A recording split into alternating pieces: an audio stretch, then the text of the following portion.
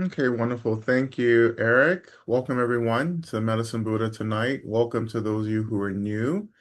It's so wonderful to have you with us. Everything is in the Google Docs and the links, as Eric pointed out. Um, and just relax, and we'll see what happens. I don't know what's going to happen yet. Um, but if I talk long enough, something will drop in. Right. And how's everyone doing? I would love to see some check-ins in the chat. And tonight, um, sometimes we do this practice at the beginning of a session. We'll do it again tonight. I want you to also, I would love to see who you are practicing for tonight or this morning, wherever you are in the world. Shout out to the Australians. I'll be there in November. It's going to be real fun. There's an Australian contingent in the community as well, so um, I'll see you all at the end of the year. Um, yeah, who are you practicing for and how are you doing in times of systemic collapse, war, famine? On the eve of this lunar eclipse, 333. um, which we will be practicing for as well. We always do eclipse practice right before eclipse. So we'll have something for that. I'm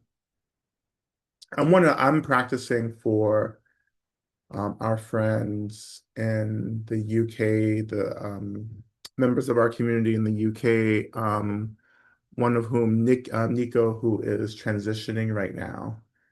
Um, and they're being held by community and members of our community here as well.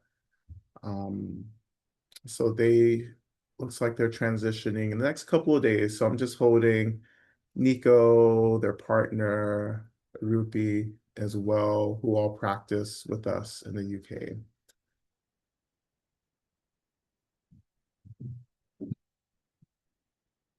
Just looking at some of the sharings here. Just deep grief for Iran. Yeah.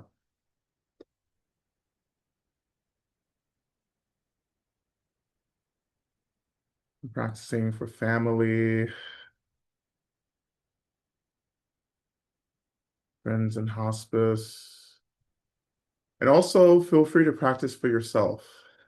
If you if you need support, put yourself number one on the prayer list, right? We have to learn to pray for ourselves, right? Pray for what you need. And we'll do, of course, we do prayer, offer prayers as well. Um, but pray for what you need right now as well.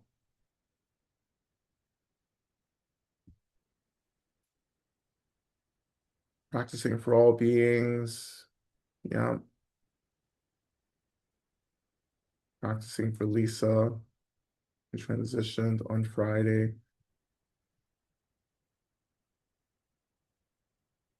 Practicing for anyone who's trying to challenging to feel represented in Sangha.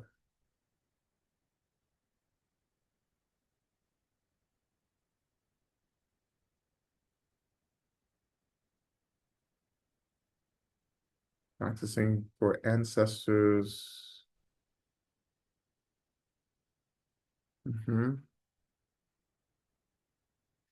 I think it's important to, connected to this, to recognize that even though this moment feels like a very depleted time, right, it is still at the same time quite resource, right? Like everything feels so depleting, but that depletion is also just one version of the story. And another version of the story that beneath this depletion is also this incredible resource or resourcefulness. And this is what our practice is reconnecting us to. It's that like a spring, right? An ever kind of flowing stream of inspiration, replenishment, right? Even though we may look around, look into the world, look in our communities, look at our countries and so forth, and see so much depletion, right? And it's easy to buy into that first narrative of depletion, right? And this is practice helps us to get beneath that first story, right? To get into this other story, which is that we have what we need at the same time. Right? And what times like this, and particularly what the astrology, I think, keeps pointing us towards is that we have to sink deeper, move deeper into these narratives. What else is happening? Which is also Buddhism. What else is happening besides phenomena? What else is happening? What else is is going on? What's the other truth, right? And often that truth is within or on the other side, maybe of our intense experiences of grief and brokenheartedness, right? Or of the anger, right? Sometimes it's hard for us to see the brokenheartedness and the anger as a resource, right? And we won't ever understand these experiences as being resources if we're always pushing them away, trying to like bypass them because they feel really uncomfortable, right?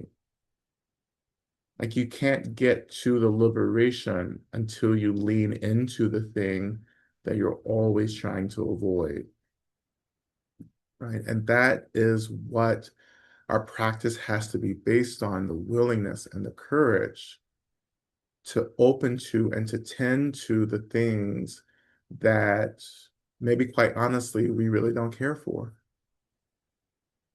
right? The things that scare the shit out of us. Right?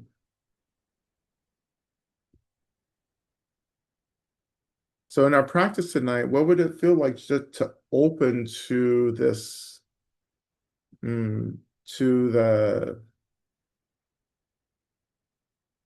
this spring, this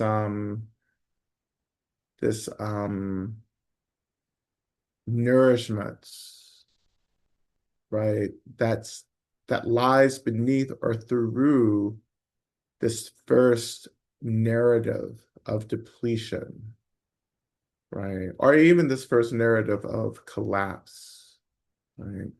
What isn't collapsing, right? What isn't falling apart? What is the experience that we can take full refuge in because it has never changed, nor will it ever change? It is consistent, right? In the universe, there is such a thing as permanence, but we don't get that so much in this experience of samsara, right? But the nature of our minds is consistent, permanent, right? It is the stillness at the heart of everything. It is the stillness at the heart of what we perceive as chaos. Right? And you can't get to that stillness until you learn how to tend to the chaos. Tending to the chaos, like all the ways we practice, is really about paying attention, noticing, telling the truth about what's happening, letting go of reactivity and just experiencing what the thing is. Not just reacting to our assumptions of the thing, but experiencing the thing itself. And as we experience, right, we feel our way into the real truth of things.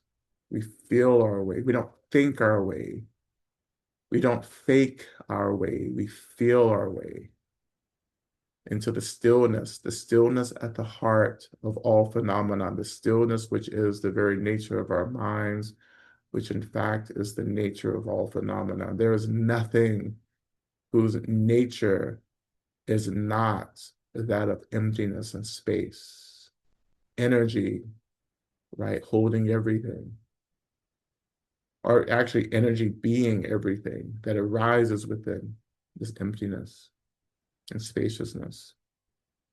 Even this moment right now, right, in this moment of war, right, as we enter into yet another war that none of us have chosen, right, even in this moment, there is the real truth of liberation, right?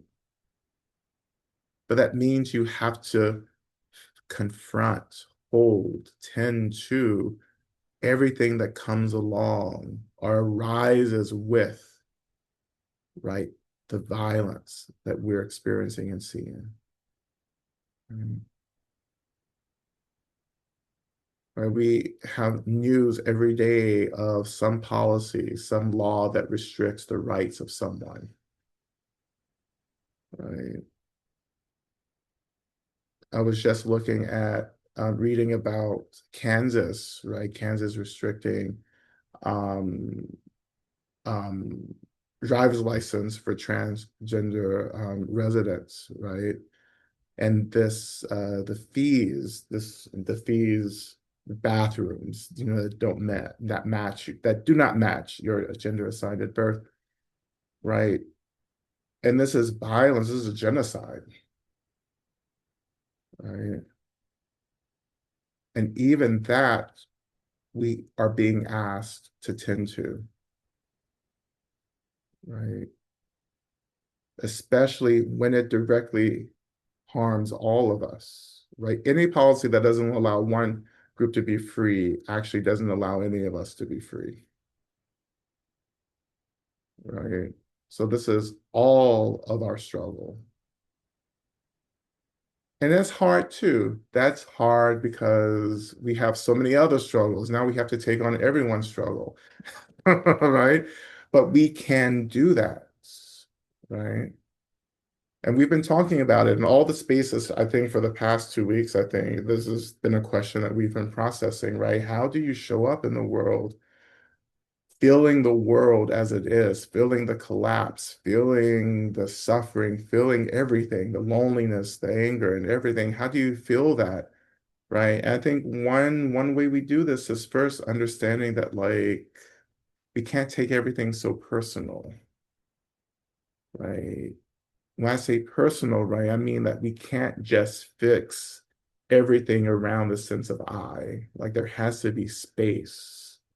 The sense of I, ego can't hold everything. If we try to do that, then we're not gonna survive. Right? That these are experiences happening, right? These are things that are happening in the world, right? And before I tend to the brokenheartedness of others, I have to tend to my brokenheartedness. I can only show up to hold the space for you all and really for thousands of people at this point, probably tens of thousands, right? Dare I say hundreds of thousands, but maybe that's getting ahead of myself. It's like I'm not Jay Shetty yet. Right? But I can't do any of this, right, unless I am tending to myself, to my own brokenheartedness, right?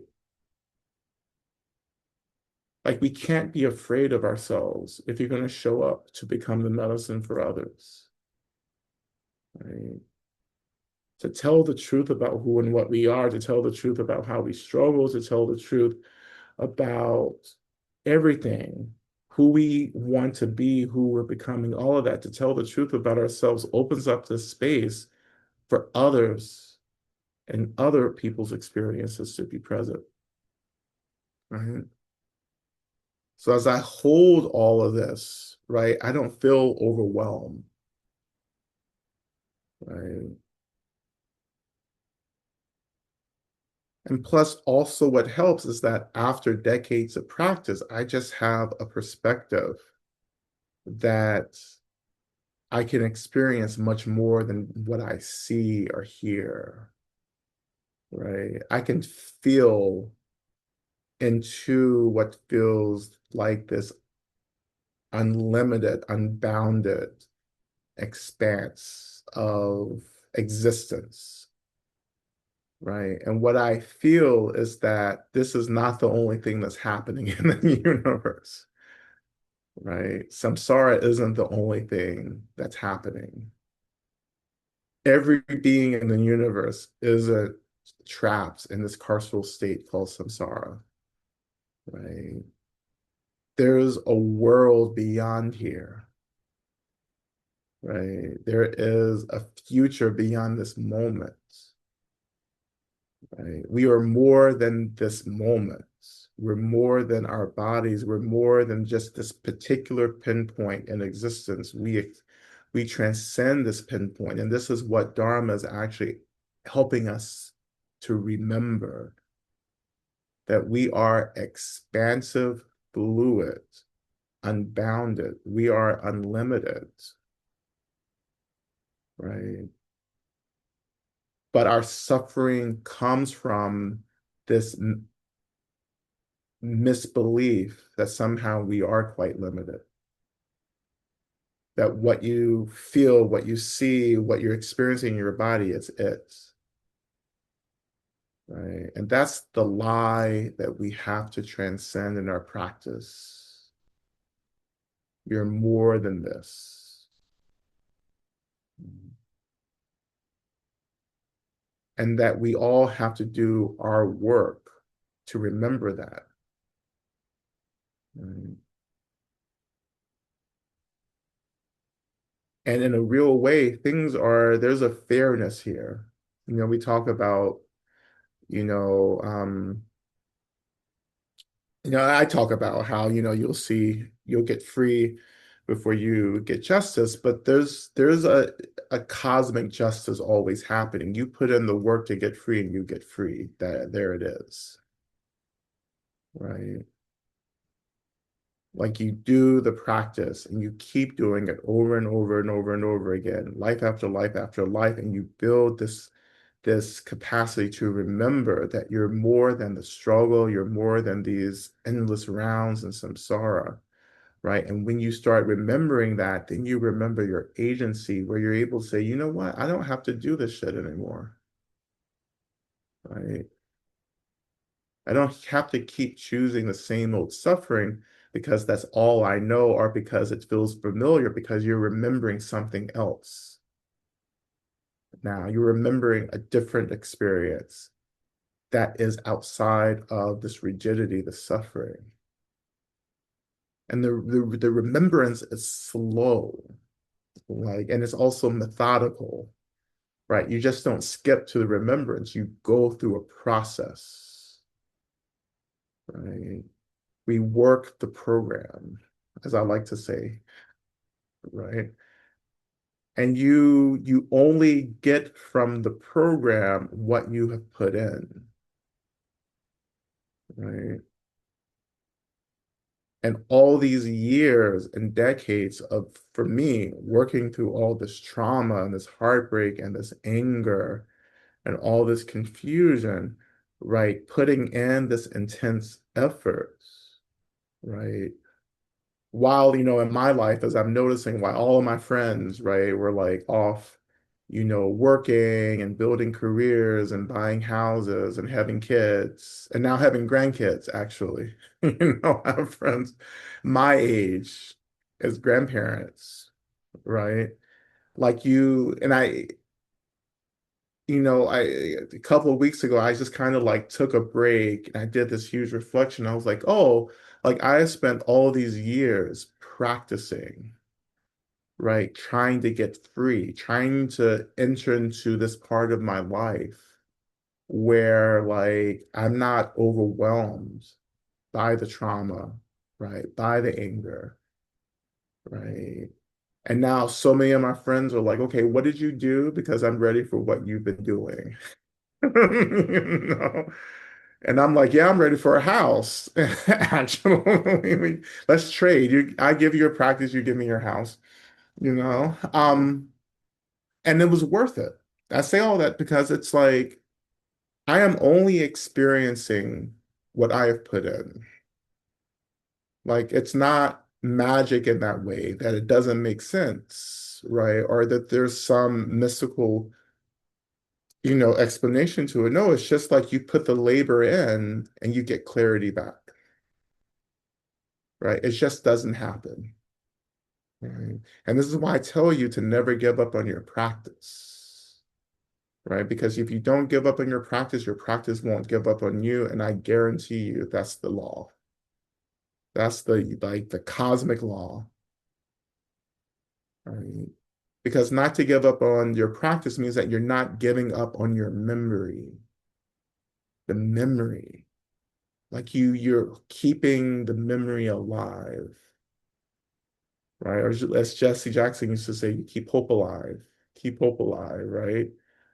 But all that's happening, you're keeping hope alive, you're keeping the vision alive, you're keeping the memory alive. And the more you devote yourself to the memory, the more you begin to remember, right? You begin to remember that there's much more happening than the chaos, than the war, than the loneliness, or the struggle to survive,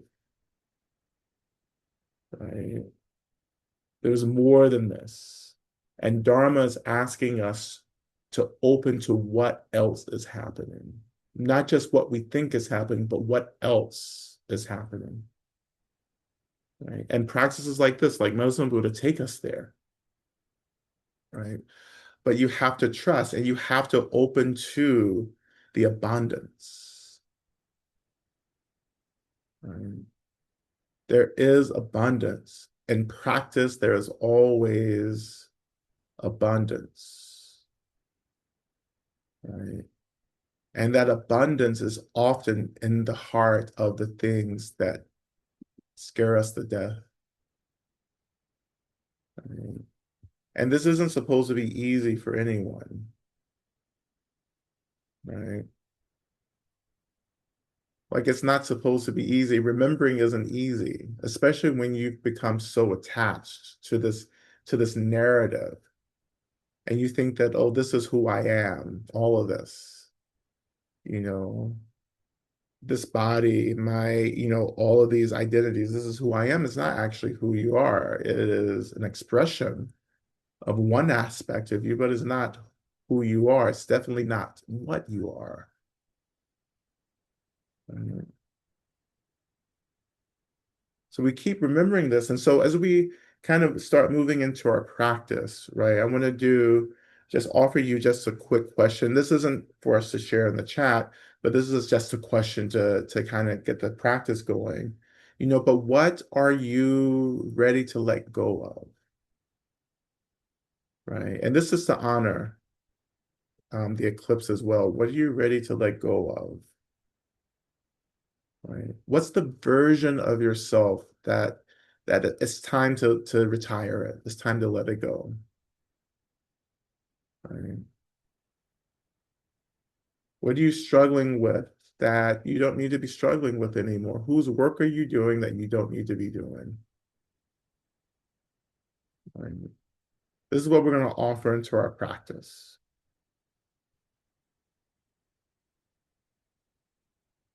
All right.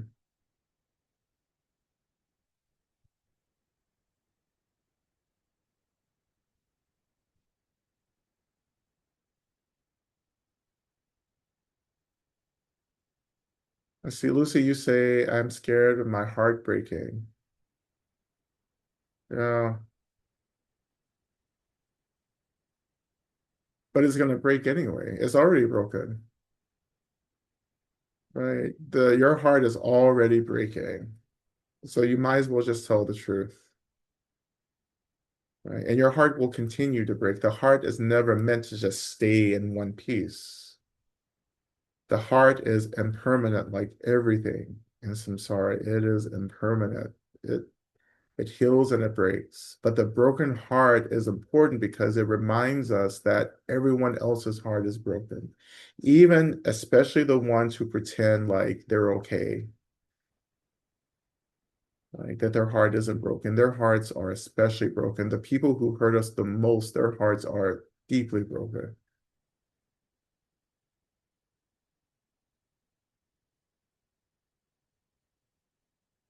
And that's, you're not the only one. We are not the only ones, right? The Buddha taught us old age, sickness, death, right? Suffering, all of that.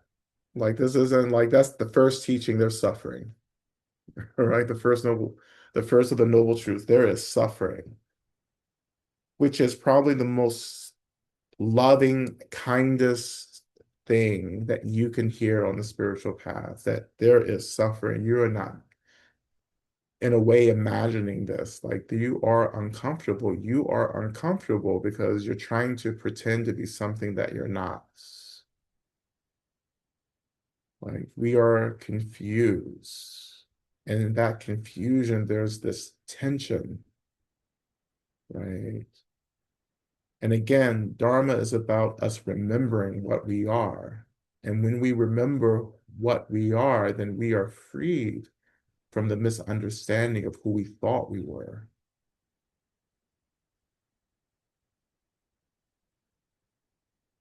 So having that reflection, right, we'll just start easing into the practice, right? And just starting, just this time with the seats, noticing the weight of your body, the seat rising to hold you. Right? Feel yourself being held. This is why I do this, start practice off like this. Let's find a sense of grounding, right? Let's let the body be present with us in our practice. Because there's no liberation without our bodies either. We can't bypass our bodies to get free.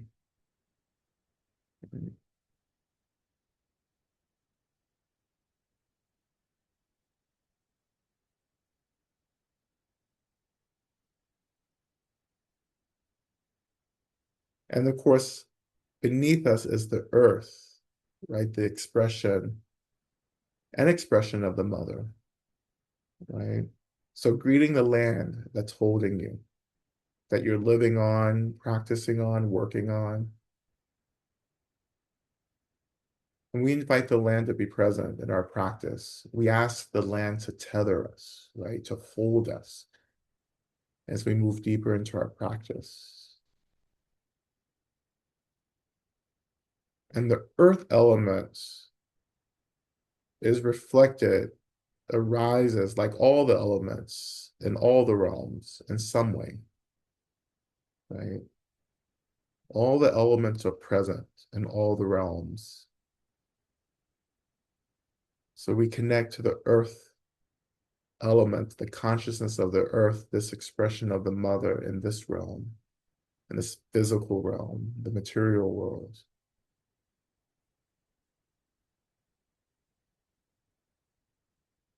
Then we shift our attention and we acknowledge the space above us, the space that is symbolized by sky, expansion, boundlessness, which we can call the sacred Father, one expression of the Father.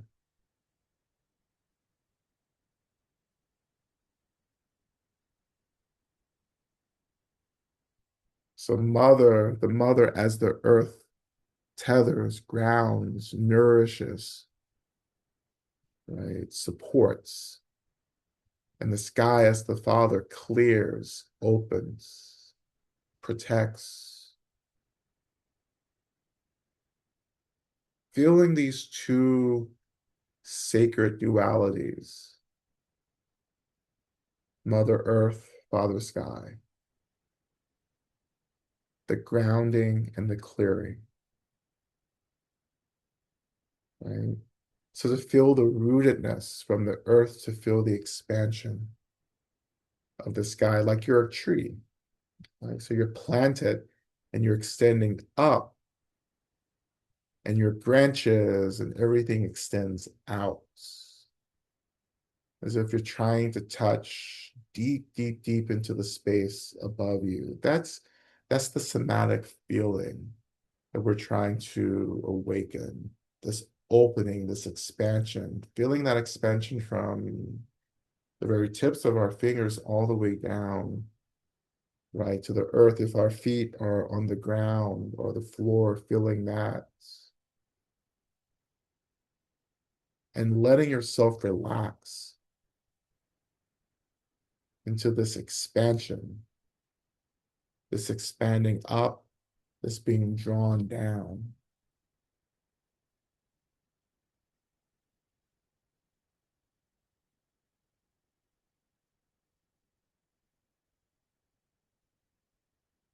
And we remember the intention of our practice now, that we are practicing to get free and to help others get free, right? That our practice is both personal and collective, always. It's not just about you. This is about us. But we, or us, begins with you.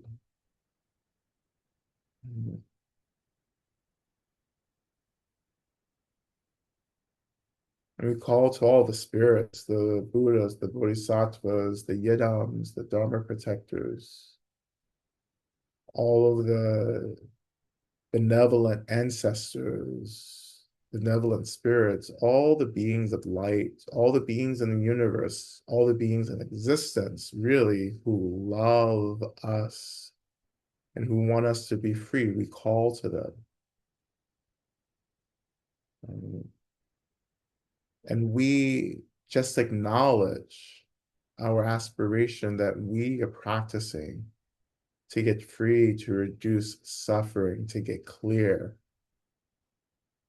And as this happens for us, we become that same medicine for others. You don't have to think about it. I think this is what maybe scares some of us when we talk about becoming the medicine, right? You don't have to be afraid of becoming the medicine for others because you will have already become the medicine for yourself. You're just pouring the same medicine for others. You're not doing anything differently, right? The love, the care, the attention that you may receive from me first comes from how I tend to myself. I offer myself the same love, care, and attention. And I'm just sharing that with you.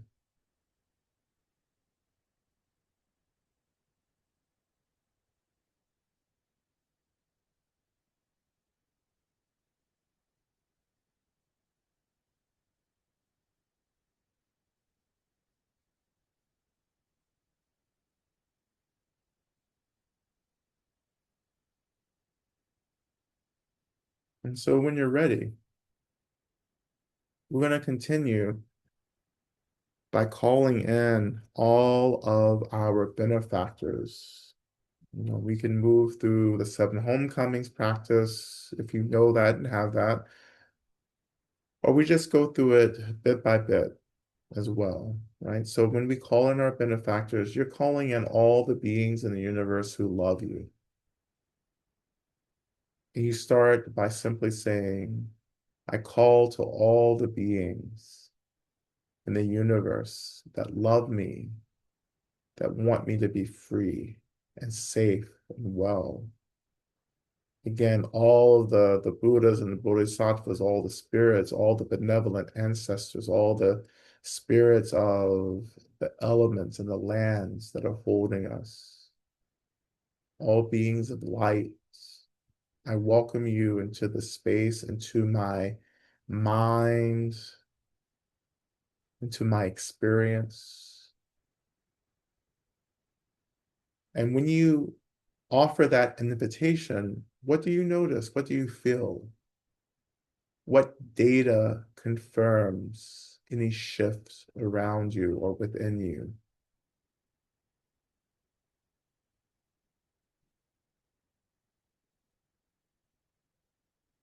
And you may not feel anything, and that's okay because I want to encourage you to trust the power of your voice, the power of your intention. That though you may not feel anything, know that your voice, your aspirations, intentions are actually calling in these beings, these energies.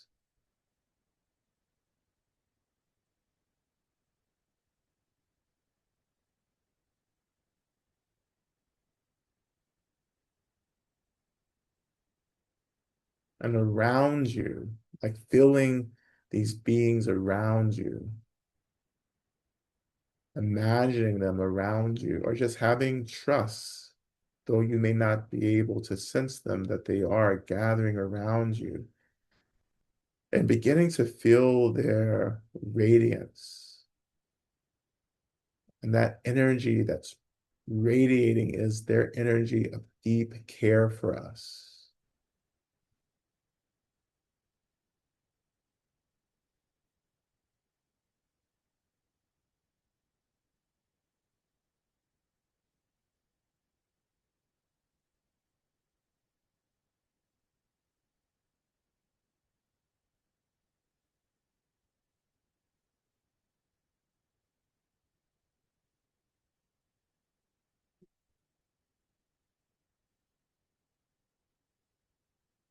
And I invite you to imagine that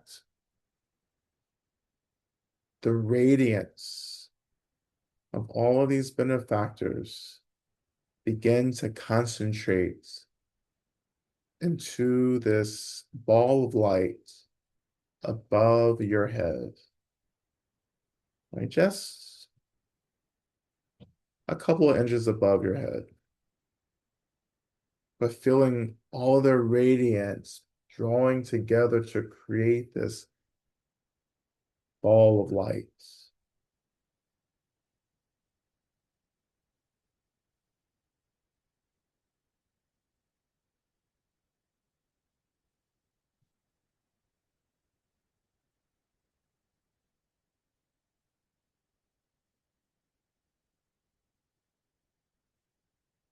When you're ready, we'll turn our attention to our first mantra, our opening mantra, Om Minna Sangye Kino Soha. Medicine Buddha, please think of me. Look upon me, hold me, right? Whatever you need right now, I want you to ask for that in this mantra. You need to be seen. Maybe you need to be held. Maybe you need to be thought of. Whatever. And again, we begin by chanting Om, and then chanting the mantra 3 times, and then ending with Om. Okay? So we begin. Let's inhale. Om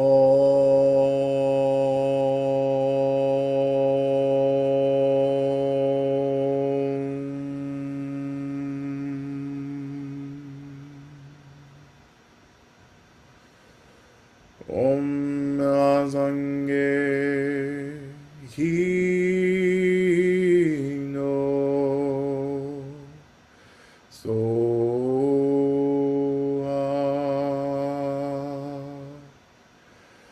Om Azange Hino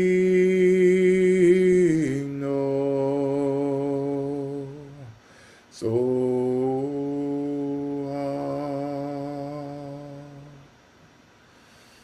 Om Azange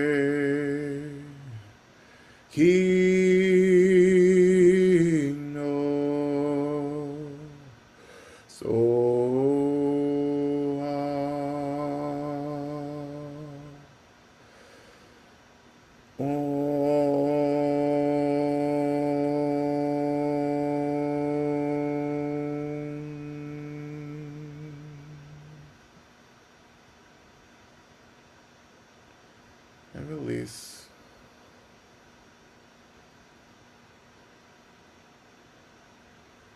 We imagine that this ball of light above our heads begins to transform into our version of Medicine Buddha. Who does Medicine Buddha need to be for you in your practice, and allow that ball of light to transform into that expression of Medicine Buddha?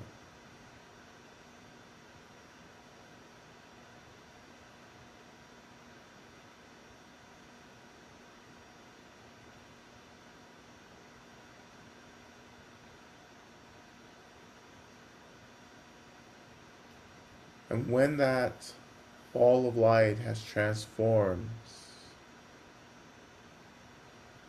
I invite you to imagine that Medicine Buddha from the top of our head slowly begins to drift down, sinking down into the crown of our heads, moving down through our heads, and slowly coming to a stop in our heart chakras, in our heart centers, right in the middle of our upper chest.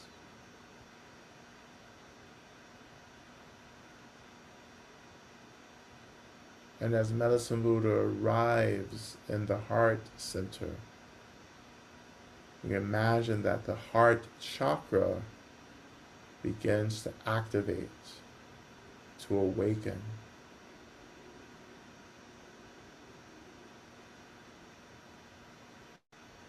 And slowly we begin to feel things a little more precisely, a little more deeply.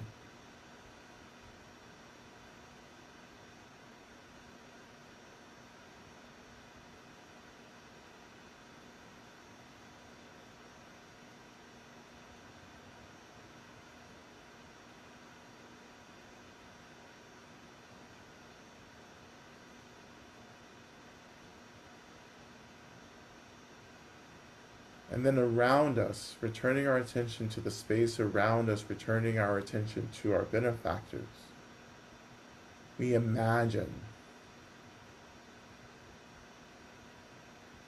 that they, as they're continuing to radiate this energy of care in the form of white light now, that they form kind of a sphere around us. And we imagine that their bodies, their beings dissolve into this white light.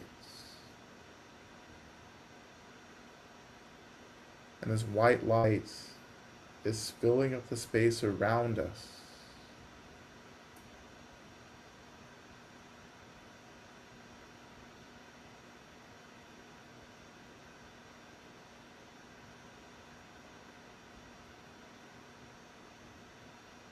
And so we imagine now that we are being held within this sphere of light, which we will transform now in our imaginations to the moon. So we are actually being held by the light, are being held within the heart of the moon.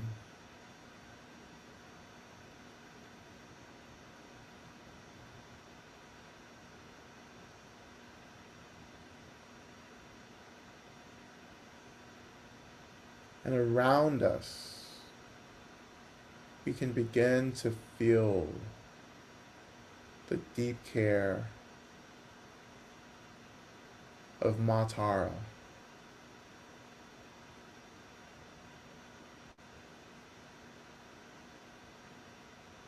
to feel the compassion of the mother holding us as the moon,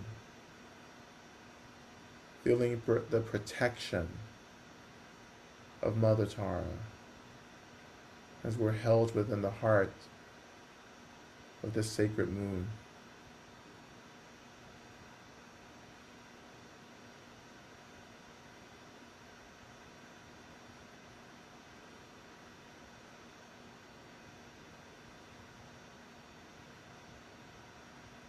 and returning our attention back to ourselves with Medicine Buddha still arising within our heart centers. I want you to return your attention back to the things that you're trying to let go of, the things that you need to release.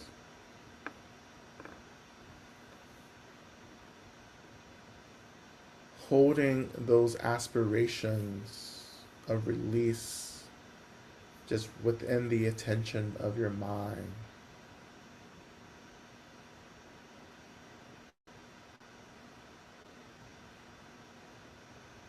We begin to now imagine that Medicine Buddha from within our heart centers begins to radiate this soft white light. And it begins to radiate throughout our whole bodies, begins to fill us up. And gently, we imagine that this soft white light transforms us into a reflection of the Medicine Buddha in our heart centers. That we, in this moment, become the great healer, held within the heart of the moon as an expression of Mother Tara.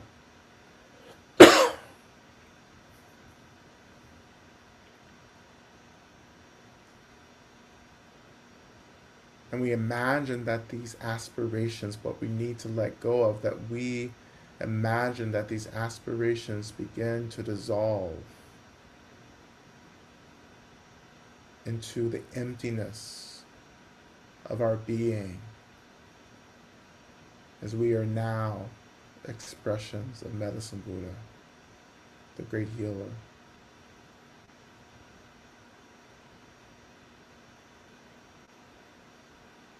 And in your mind, you're saying, I am the medicine. I am the medicine. And together, we are the medicine. We are the medicine.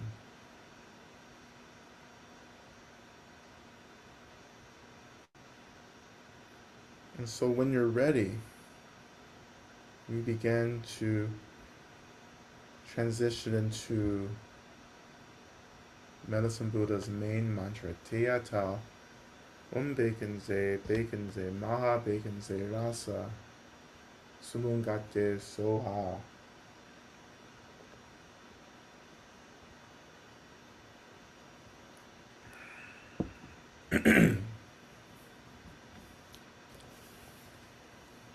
And so like this, we pray for the end of pain and suffering and the roots of pain and suffering.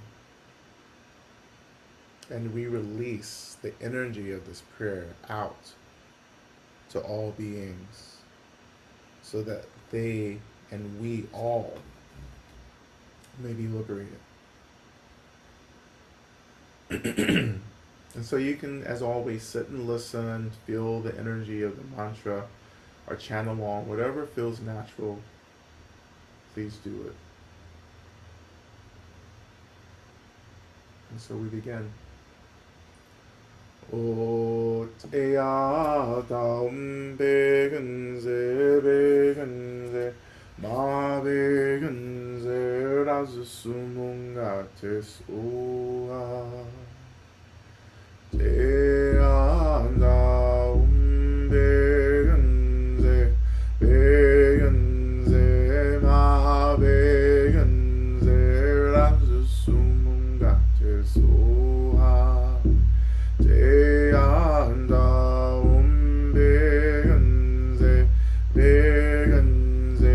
ma begenze, razsumungates oa. Teya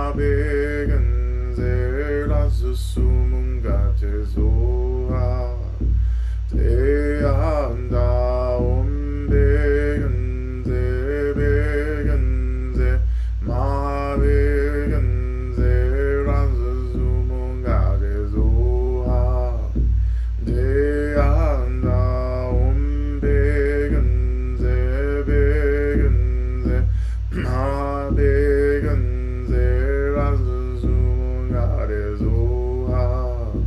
de anda begun ze ma begun there as the zoom got is de anda begun ze ma begun there as the zoom got is de anda begunze ma begunze ranzuzum garizoha te anda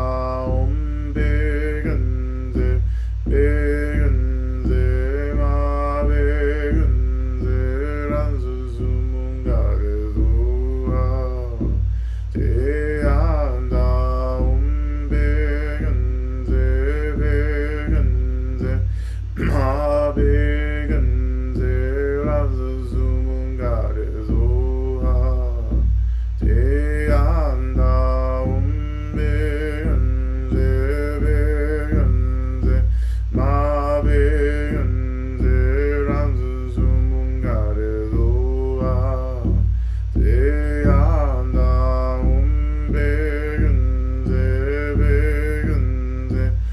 ma begunze razuzum garizoha te anda begunze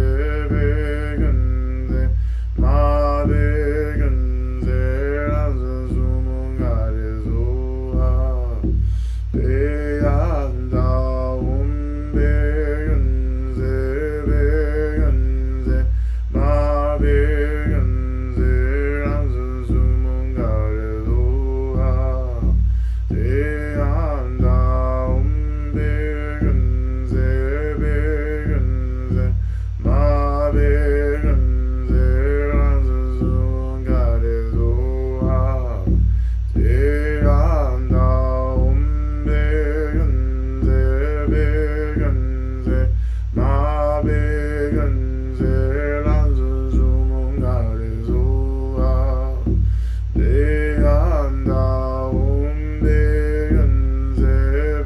begunze ma begunze razuzum garizoha te anda begunze ma begunze razuzum garizoha te anda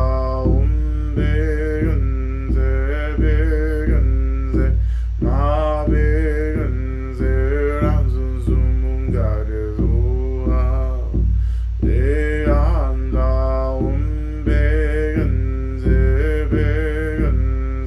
ma begunze razuzum garizoha te anda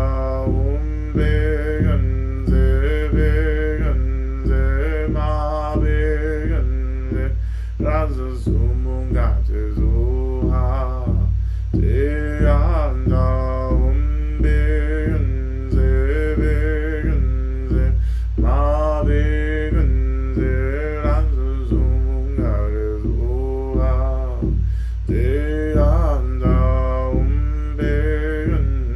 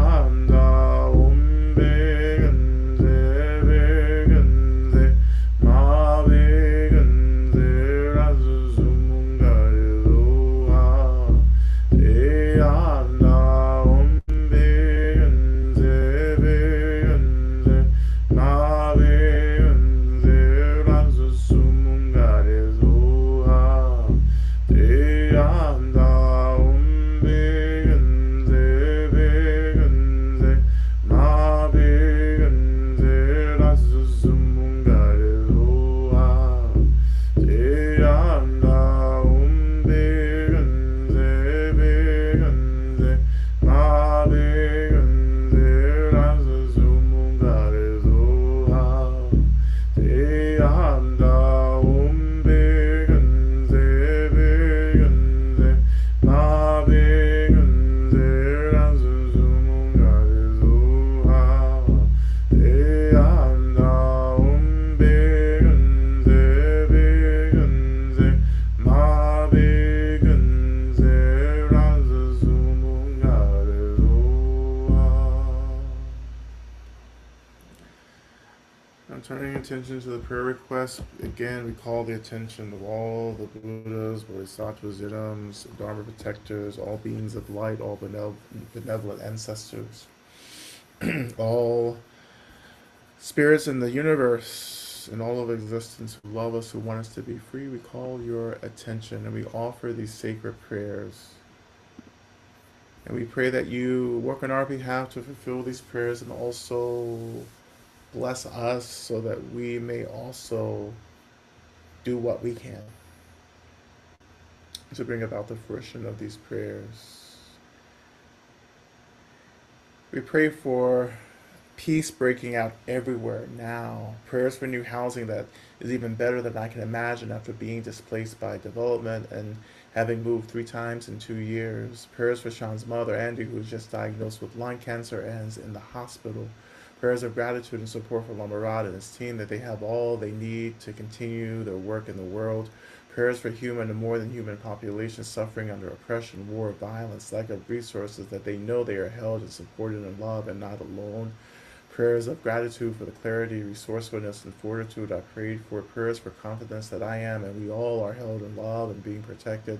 Prayers for the proposal to be accepted as is with no adverse effects on related and unrelated aspects of work. Prayers for support, protection, and holding of J and A throughout their move over the coming months. Prayers for N and R to be safe, healthy, and well. May they both be free, SAP. Prayers for protection and for strict adherence to confidentiality. Prayers for myself as well as humanity, other creatures, and the earth. Prayers for joy, for lightness. Prayers for JLRT to have what he needs. Prayers for Jay as she grieves and recalibrates. Prayers for Vivi and Marcy and Fofo. Prayers of gratitude for my guides, to all the Buddhas and Bodhisattvas. May my angels, as well as my angels and my protectors. Prayers for the healing of my insomnia. Prayers for full health of limbs, lungs, and heart. Prayers and gratitude for feeling liberation from lifelong attachments. Prayers of balance of approach in the work and the work I must do. Prayers for sweet Donna who transitioned today. May she be met by helpful beings. May she not be stuck. May she experience the joy of liberation. Prayers for Irina and her baby who just lost her daddy. Prayers for Jessica and Cara, both fighting cancer. Prayers for Kathy, Melissa, Judith, Joy, and myself, Susan. May we all be free in the next breath. Ashayo. Prayers for JB to feel the love and support available to him. Prayers for all of us as our president moves his destruction of the U.S. to expand to the rest of the world. Prayers for relief of physical pain in my body as it ebbs and flows. May it leave my body, and may I welcome in ease and strength physically and spiritually. Prayers for relief from depression, anxiety, and addiction to kava. Prayers for A to heal from his illness. Prayers for Z to feel the support she longs for. Prayers for C to continue to build community and find new employment opportunities. Prayers for my community that our bonds as friends, neighbors, and defenders will continue to deepen. Prayers that I surrender to the clarity emerging in my life. Prayers for Cynthia. Prayers for trusting my path. Prayers for Joy, Sullivan, Adeline, and Bear. May they be blessed in all they do. My path is inspired and divine. Prayers for all mothers. Prayers for Iris as she enters Mexico to access healing. May she and Anka navigate with ease and protection. Prayers for all the people in Mexico affected by recent violence. May they find peace and may there be freedom, justice, and love for all Mexicans. Prayers for the lineage work of Lama Rod and his community. Prayers for my friend Ramani, who is alone too much. Prayers for my mother, who is in physical and emotional pain. Prayers for my father, who is recovering from surgery. Prayers for all who feel alone, who need friends and community. Prayers for C, who is being steadfast and strong in dealing with post-concussion syndrome, but who is currently in another unhoused transition and deeply destabilized. Prayers for all who feel frustrated and are looking for a way in this world. Prayers for all who are out of patience, that they may find patience. Continued prayers for Ricky Jordan as he transitions into his family. Prayers for A, who has shingles and just learned that her beloved nephew has been deployed to the war in Iraq. Prayers for David and quadruple bypass surgery next week and his wife. Janine, prayers for myself that so many worries and physical challenges as I'm blocked a true sense of being connected to the ancestors for all the love in the universe and to the practice and community. Practice prayers for myself and my grounding and rest through deep upheaval and sensitivity. Prayers for my housing situation and work situation that I may find both calm my and may both and calm my nervous system. Prayers that I'm able to overcome my anxiety and depression and find work that I am aligned with.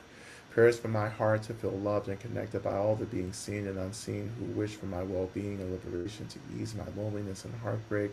Prayers for A's who are having surgery in a few days to remove cancerous limb. For J who is experiencing a lot of change in mental health issues. For B who is grieving Iran. And for S who is experiencing housing and financial insecurity. Prayers for Palestine, Iran, Sudan, Congo, Ukraine, and anyone experiencing violence and oppression. Prayers of prosperity and abundance for Ecstasis and Kiandra, and who are taking a brave leap and practicing collective liberation. Prayers for the healing of my ancestral lineage. Prayers that I am able to rest.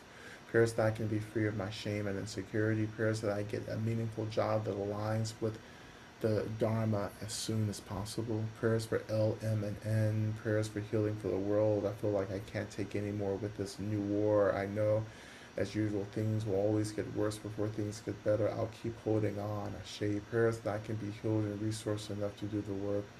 Prayers for Laith to make a full recovery and gain good health soon. Prayers for Laith to get free from the family beings without them causing any more hardship in Laith's life.